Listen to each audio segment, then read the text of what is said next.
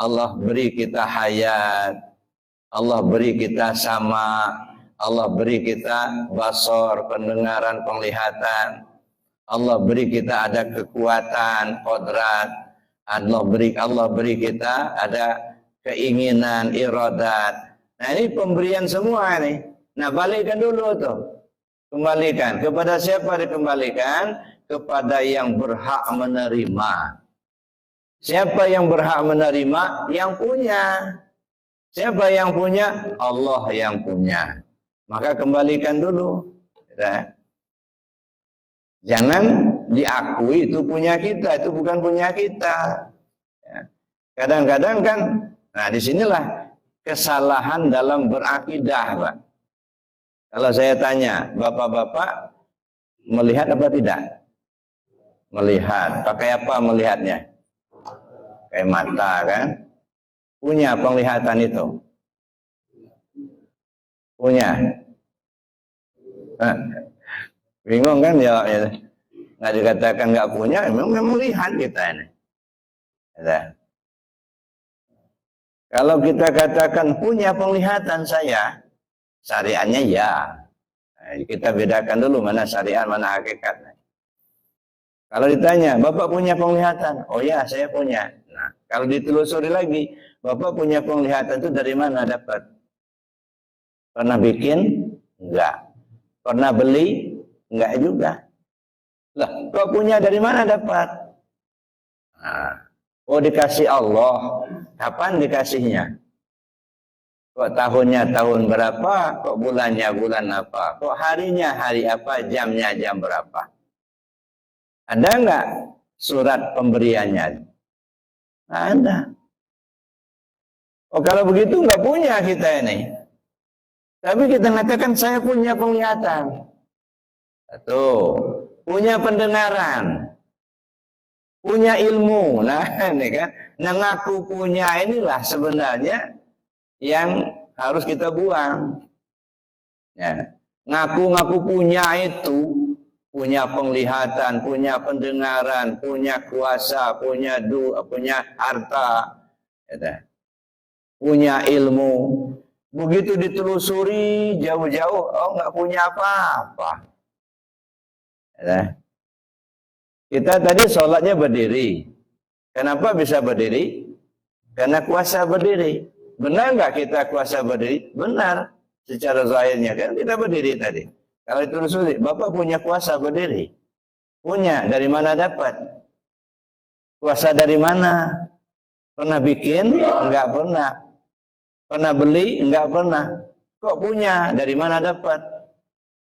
Nah, inilah yang saya katakan pinjaman. Ya. Nah, pinjaman dari Allah. Kita nggak punya ilmu, enggak. Cuman kadang-kadang kita merasa kita punya ilmu. Saya hebat, saya punya ilmu. Ada gitu. Sombong. Nah, kita ambil contoh. Ini warna apa ya nih? Coklat ya? Coklat. Kata kita, kata Bapak ini coklat. Kata Allah ini kalau apa nih? Kata kita ini coklat. Kata Allah ini warna apa? Coklat juga. Kenapa coklat juga? Karena kita tahu ini coklat, dikasih tahu sama Allah. Dulu belum dikasih tahu sama Allah, nggak tahu kita ini warna apa. Tuh, ini namanya gelas. Itu nama-nama itu Allah yang ngasih tahu. Nah kalau begitu yang punya ilmu itu siapa? Allah. Nah ini merasa kita yang punya, nah itu dibuang dulu, dikembalikan. Nah, jadi Bapak Ibu yang sama itu namanya mengembalikan pinjaman. Nah yang kedua, yang lebih sulit lagi itu adalah menghilangkan sangkutan. Tersangkut hati ini kepada sesuatu selain Allah. Nyangkut sama harta, nyangkut sama jabatan, nyangkut sama pahala, nyangkut sama surga. Nah gimana supaya enggak tersangkut lagi?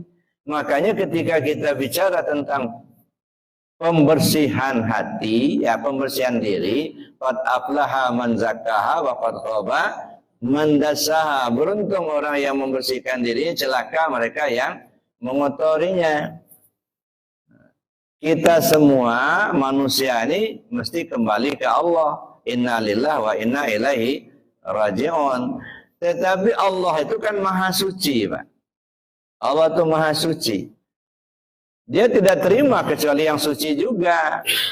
Maka itulah salah satu isyarat kenapa kata Nabi SAW, setiap selesai sholat fardu, ya, laksanakan zikir. Zikir 3. Subhanallah, subhanallah, subhanallah. 33. Alhamdulillah, alhamdulillah, alhamdulillah. 33. Allah Akbar, Allah Akbar, Allah Akbar. 33.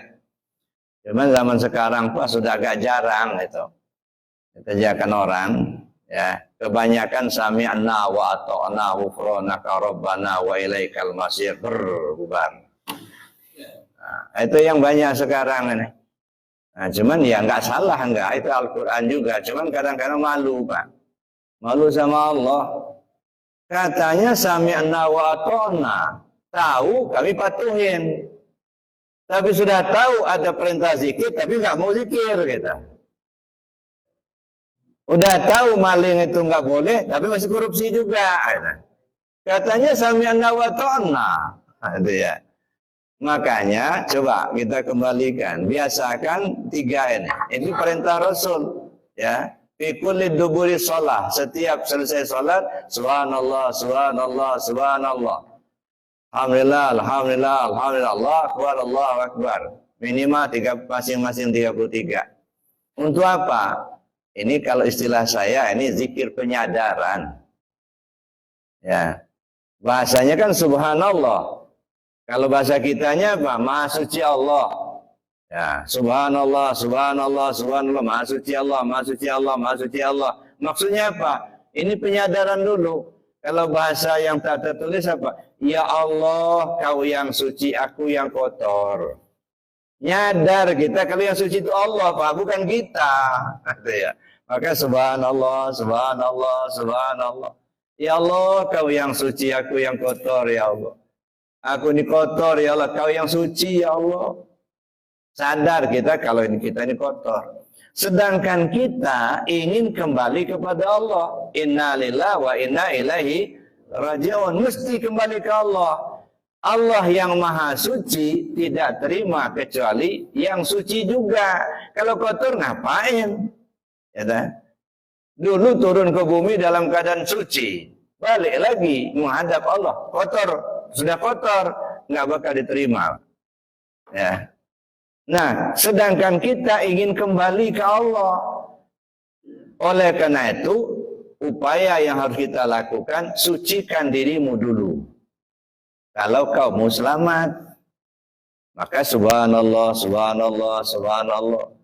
Ya, sucikan dirimu dulu kalau ingin kembali ke Allah. Lalu kita berupayalah, carilah guru, ya. Belajarlah kita bagaimana cara mensucikan diri. Pak Kiai, saya datang, saya ingin belajar gimana cara mensucikan diri saya. Saya ini masih kotor, Pak Kiai, banyak dosa ini Pak Kiai. Kata Pak Kiai, kalau mau mensucikan diri harus menempuh 4 langkah. Pertama, sucikan dirimu dari hadas dan najis. Itu langkah pertama. Mensucikan diri dari hadas besar, mandi. Mensucikan diri dari hadas kecil, wudu. Enggak ada air, tayamum. Mensucikan diri dari najis, buang bendanya, bau dan rasa. Itu langkah pertama. Naik ke langkah yang kedua, membersihkan anggota tubuh zahir. Mana anggota tubuh zahir? Ada 8. Mata, telinga, hidung, mulut, tangan, kaki, perut, kemaluan. Ini 8 ini anggota tubuh zahir. 8 macam inilah yang memberi kontribusi kepada kita. Kalau kita gunakan berbuat baik dapat pahala, kalau kita gunakan berbuat tidak baik dapat dosa. Jadi dosa dan pahala itu otomatis. Asal kita gunakan berbuat baik dapat pahala. Asal kita gunakan berbuat tidak baik, dapat dosa. Makanya sering saya katakan, pahala itu nggak usah diminta. Cuman kita ini kadang-kadang nyinyir, Pak. Mudah-mudahan amal ibadah kita mendapatkan pahala dari Allah. Kayak nggak percaya aja sama Tuhan. Nah, kalau orang beribadah mengharapkan pahala, minta pahala, itu sama aja mancing ikan dalam ember. Ya. Nggak perlu diminta, ada diminta juga, gitu ya. Nah, kalau mau mancing, saya bilang itu mesti ikan yang masih liar. Nah, jangan mancing ikan di ember, ya. Yang masih di kolam, yang masih di sungai, masih di laut. Nah, itu yang dipancing. Mana yang liar? Ridho Allah, itu masih liar itu. Maka selalu kita minta, ilahi anta maksudi wa ridhoka matlubi. Ridhomu yang kuharapkan. Nah, kalau kita sudah dapat ridho Allah, Pak, ya aman kita. Gitu ya. Itu jadi yang dipancing itu ikan dalam ember. Jadi artinya apa? Membersihkan anggota tubuh zahir itu tidak pakai air, istighfar dan taubat. Nah, banyak-banyak kita mohon ampun sama Allah. Makanya kalau dalam tarekat Naqsyabandi Al-Khalidi itu dianjurkan istighfarnya itu 15 kali. Astaghfirullahaladzim alladzi la ilaha illa huwal hayyul qayyum wa atubu ilaih. Atau astaghfirullahal ghafurur rahim 15 kali. Kenapa 15 kali? 8 untuk istighfar anggota tubuh zahir, 7 untuk istighfar anggota tubuh batin. Nah, makanya ya bisa kita arahkan kepada satu-satu. Astaghfirullahaladzim, ya Allah, ampuni segala dosa kesalahan mata aku. Nah, mulai mata terbayang-bayang, masih muda dulu sering ngintip orang mandi. Astaghfirullahaladzim, ya Allah, ampuni segala dosa kesalahan telinga aku. Astaghfirullahaladzim, ya Allah, ampuni segala dosa kesalahan mulut aku. Nah, kebayanglah perbuatan anggota kita masing-masing. Apa kerja mata, kerja telinga, kerja mulut, kerja hidung, tangan, kaki, perut, kemaluan kita. Ada. Wah, kebayang yang jelek-jelek itu. Nah, di situ mohon ampun sama Allah. Jadi membersihkan anggota tubuh zahir itu pakai istighfar dan taubat. Itu langkah kedua. Masuk ke langkah yang ketiga, membersihkan anggota tubuh batin. Ya. Anggota tubuh batin ada 7. Dalam bahasa tarekat disebut lataifatus sab'ah. Latifah 7. Latifah qalbi, latifah ruhi, latifah sirri, latifah khafi, latifah akhfa, latifah nafsun natiqah, dan latifah kullu jasad. Nah, ini lataifatus sab'ah. Nah, membersihkan anggota tubuh batin tidak cukup istighfar dan taubat. Mesti pakai zikir. Sebab sentralnya ada di hati. Kata Nabi SAW, likulli syai'in siqalah wa siqalatul qalbi zikrullah. Segala sesuatu ada alat pembersih. Pembersih hati, zikir kepada Allah. Nah, mulai belajar zikir kita, ngamalkan zikir kita. Ya. Di antara sekian banyak zikir, afdalul zikir fa'lam annahu la ilaha illallah. Nah, makanya kita amalkan dulu itu. Zikir la ilaha illallah itu untuk membersihkan hati kita. Itu langkah yang ketiga. Ya, membersihkan anggota tubuh batin pakai zikir. Jadi kalau orang yang nggak mau belajar zikir, berarti masih senang hatinya kotor. Masih senang iri, masih senang dengki, gitu. Jadi kalau dia nggak mau belajar zikir, ya berarti dia masih senang hatinya kotor. Kenapa? Karena zikir itu salah satu tujuannya adalah membersihkan hati. Biar hati kita ini ingat ke Allah, biar hati ini tak tersangkut kepada yang lain, gitu. Selain ke Allah saja. Maka ada istilah orang belajar tarekat itu, puncak belajar tarekat itu gila. Ada ya. Nah, gila itu bukan gila hilang akal. Ya, yang di pikirannya, yang di perasaannya hanya Allah aja. Gitu. Tergila-gila sama Allah. Mau tidur ingat kamu, mau mandi ingat kamu, mau makan ingat kamu, ingat Allah terus. Nah, itu yang ketiga. Ya. Masuk yang keempat, membersihkan ruh Rabbani. Itulah diri kita yang sebenarnya. Kalau yang kelihatan ini cangkangnya Pak. Kesinnya, bayangannya, mazhar, penzahirannya. Ini bukan asli diri kita ini. Si jasad ini. Namanya saja jasmani. Jasmani. Jas itu baju, mani ya mani, baju dari mani ya ini baju ini. Cuman dari mani. Ya, cuman banyak kadang-kadang kita salah kaprah Pak, ya. Yang kita anggap itu diri yang sebenarnya diri zahir ini bukan Pak. Diri zahir ini rumah-rumahnya saja. Nah, selagi diri ruh kita itu masih ada, dia hidup kan. Tapi kalau ruhnya sudah enggak ada, mati kata orang. Jadi kalau namanya mati, jasad mati itu. Kalau ruh kita nggak kenal mati, enggak. Nah, jadi membersihkan ruh Rabbani bagaimana caranya? Membersihkan ruh Rabbani tidak cukup istighfar, tidak cukup pakai zikir, tapi mesti mengenal diri. Kenal diri, kenal kepada Allah. Kalau sudah kenal kepada Allah, maka hilang sangkutan. Tak tersangkut lagi dengan yang lain. Ketika sudah tak tersangkut dengan apa dan siapa, itu namanya bersih. Ya, kalau masih nyangkut, itu masih kotor, Pak. Ya, berapapun banyak amalan kita, kalau hati ini masih nyangkut ke yang lain dari Allah masih kotor. Itu. Tersangkut ke pahala, tersangkut ke surga, tersangkut ke jabatan, tersangkut di duit. Ada tersangkutan hati kepada selain Allah, nah itu masih kotor. Nah ini makanya agak susah ini.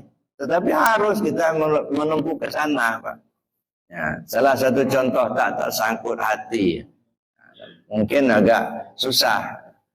Ini mungkin pernah saya cerita di tempat lain. Dulu dalam kisahnya ada laki-laki tua, kakek-kakek datang menghadap kepada Sayyidina Ali karramallahu wajhah. Ya, jadi kakek ini ya, cerita sama Sayyidina Ali. Saya dulu sama ayah kamu sering keluar kota bawa barang dagangan. Jadi pada suatu waktu saya kehabisan modal. Ya, saya pinjamlah duit dari ayah kamu. Ya. Tapi sampai ayah kamu berpulang ke rahmatullah, hutang saya belum bisa kebayar. Alhamdulillah pagi ini, hari ini saya datang, nanti bawa duit ini. Membayar hutang saya sama ayah kamu dulu. Oh ya, kata Sayyidina Ali, dikasihkanlah sekepok duit itu ya. Mungkinlah sekitar, kalau di kita mungkin sekitar 30-an juta lah. Ya sikat, ya dikasihkan duit itu. Ya, oleh Sayyidina Ali diambil. Nah sudah itu, pergilah si laki-laki tadi pulang. Nah, kata Sayyidina Ali nanya sama Siti Fatimah, masak apa hari ini? Belum ada masak apa-apa, belum ada yang mau dimasak. Ya sudah, kata Sayyidina Ali, nanti saya ke pasar, kita belilah apa untuk masak hari ini. Berangkatlah Sayyidina Ali ke pasar. Dalalahnya uang sekepok itu dibawa semua, Pak. Enggak ditinggal di rumah, dibawa di kantong yang 30 juta itu. Nah, terus di perjalanan ada pengemis minta-minta. Nah, karena masih terikat satu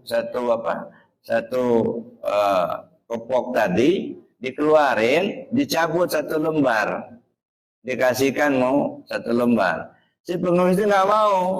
Nah, saya nggak mau satu lembar, saya minta semuanya. Semuanya ini, iya. Ya udah, dikasihkan semuanya. Ya, satu kepok itu 30 juta. Kasihkan semua. Akhirnya jalan-jalanlah ke pasar. Nah, sampai di pasar, berarti ya memang nggak punya duit lagi. Nah, sudah selesai jalan pasar pulang. Sampai di rumah apa kata Siti Fatimah? Mana oleh-olehnya dari pasar? Nggak jadi belanja. Kenapa? Tadi waktu di perjalanan ada pengemis minta, ya saya kasih selembar, dia nggak mau, dia minta semua. Ya sudah saya kasihkan semua, kata Sayyidina Ali. Apa jawab Siti Fatimah? Alhamdulillah, Allah mengekalkan rezeki kita. Nah, kira-kira kalau bapak-bapak yang begitu, ya, kira-kira bisa enggak ya? Atau masih ada enggak orang seperti itu zaman sekarang? Ya. Ya, kalau bapak yang pergi ke pasar, lalu uangnya hanya itulah itu, diminta dikasihkan semua, sampai di rumah ditanya sama istrinya, mana oleh-oleh pasar? Enggak jadi, uang tadi saya serahkan semua sama pengemis. Kira-kira perang nggak Timur Tengah? Oh, mungkin sudah perang. Dasar nggak punya otak. Uangnya itu aja dikasihkan semua katanya. Itu sementara rumah nggak ada apa-apa. Mungkin 3 hari nggak teguran Pak sama orang rumah. Itu yang kenapa? Karena masih tersangkut. Masya Allah. Sayyidina Ali dengan gampangnya dia nyerahkan itu, nggak tersangkut. Siti Fatimah dengan gampangnya boleh mengucap Alhamdulillah, Allah mengekalkan rezeki kita, nggak tersangkut. Nah, jadi mau seperti itu susah Pak. Ini menghilangkan sangkutan itu yang susahnya. Maka oleh karena itu menghilangkan sangkutan itu gimana? Kenali diri, kenal diri, kenal kepada Allah. Kenal kepada Allah, hilang sangkutan. Jadi 4, membersihkan diri. Bersihkan dari hadas dan najis pakai air, bersihkan anggota tubuh zahir istighfar dan taubat, bersihkan anggota tubuh batin pakai zikir, bersihkan ruh rabbani pakai pengenalan diri. Nah, ini langkah untuk kembali kepada Allah. Makanya tasbih subhanallah, subhanallah, subhanallah. Nah, setelah kita mendapat alhamdulillah, alhamdulillah, bersyukur kepada Allah. Allah beri petunjuk, Allah kasih petunjuk hati kita mau belajar, lalu Allah pertemukan dengan guru yang ahlinya. Akhirnya kita tahu, kita ngamalkan, kita bersyukur, maka kita sebut alhamdulillah, alhamdulillah, alhamdulillah. Setelah kita tahu, mau kita apakan? Laksanakan dalam kehidupan, bukan hanya diketahui. Allahu Akbar, Allahu Akbar, Allahu Akbar. Nah, jadi kalau dalam bahasa tasawuf ini namanya tahalli, tahalli dan tajalli. Nah, kalimat ini istilahnya apa?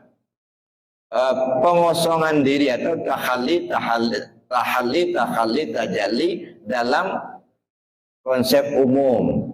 Tahalli, kosongkan dulu. Tahalli, mulai diisi. Tajalli, laksanakan dalam kehidupan. Nah, ini metode umum. Makanya secara umum Rasul mengatakan, ya sebut alhamdulillah, subhanallah, subhanallah, subhanallah. Alhamdulillah, alhamdulillah, alhamdulillah, Allah akbar, Allah akbar, Allah akbar. Nah, ini zikir penyadaran. Ya. Tapi ada yang lebih singkat. Kalau ibarat jalan, ini jalan biasa, tapi ada jalan tol. Jalan tolnya mana? La ilaha illallah. Nah, dengan kalimat singkat itu sudah terbawa semua itu. La ilaha illallah itu tersimpanlah di sana tahalli, tahalli dan tajalli. Maka ada orang yang membiasakan itu saja, begitu selesai sholat la ilaha illallah zikir.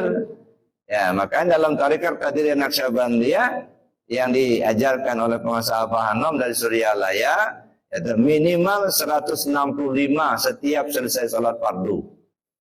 Nah, zikir 165. Nah, kenapa? Supaya terbiasa dulu lidah kita. Sebab orang akan meninggal itu bahkan yang diharapkan husnul khatimah. Ya, itu kita harapkan. Ya, kematian yang baik sehingga kembali kita kepada Allah. Itu ya. Husnul khatimah itu, mati itu kata Nabi, matan nas bima ya'isubih. Manusia mati sesuai kebiasaan. Nah, kalau lidah ini sudah terbiasa nyebut la ilaha illallah, insya Allah mau meninggal pun dengan kalimat la ilaha illallah. Tapi kalau hidup kita, selama hayat kita, sehat kita, jarang-jarang nyebut la ilaha illallah, khawatir nggak hadir Pak ketika mau mati itu. Kalimat ini nggak hadir. Ya dah. Enggak hadirnya mungkin nggak bisa ngucap kena kelu lidah, nggak hadirnya mungkin kena lupa dan lain sebagainya. Ya dah. Kenapa? Matanas bima ya'isubi. Manusia mati sesuai kebiasaan.